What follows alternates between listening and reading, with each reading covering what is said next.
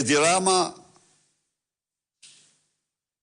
kreu aktin më të pashemullt në historinë e një shteti për të mbrojtur paratë e vjedhura dhe të ndara së bashku me Lubi Ballukun në tunelin e Llogaras dhe jo vetëm.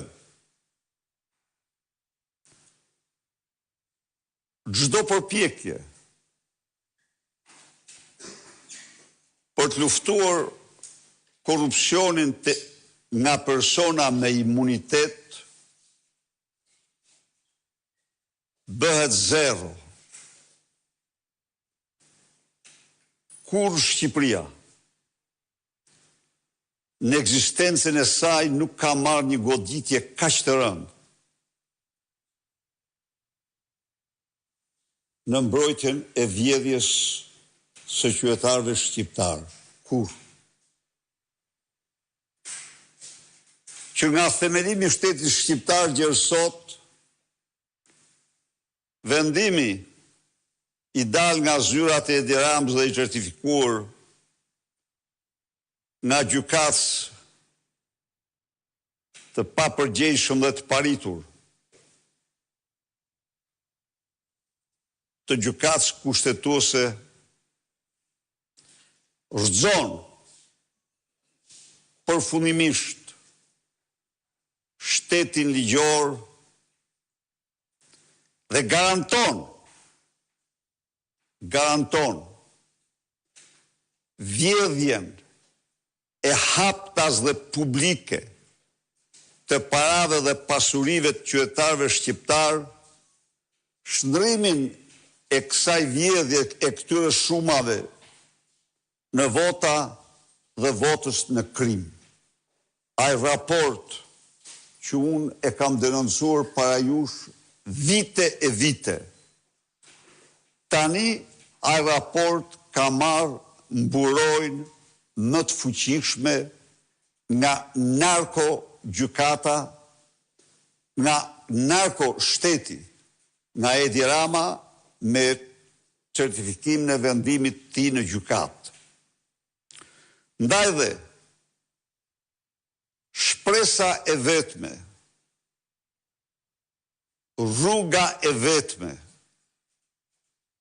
është që qytetarët shqiptar të marrin në dorë fatin e tyre, votën e tyre, të ardhmen e tyre. Dhe kjo është, ka vetëm një rrugë, protestën dhe vetëm protestën. 22 dhjetori është një ditë në të cilën çdo shqiptar pa dallim nga bindjet partjake mund të dëshmojë guximin, vendosmërinë e tij në denoncime dhe demaskimin e mbrojtjes publike që Edi Rama ju bëri vjedhjeve të tij dhe Lubi Ballukut në përpjekjen për të rikthyer qeverinë teknike, vendos qeveri teknike dhe zgjedhje të ardhshme. Sot, përveç kësaj thirrje, do paraqes para jush faktet e pa kundërshtueshme, habin e radhës, se si Edi Rama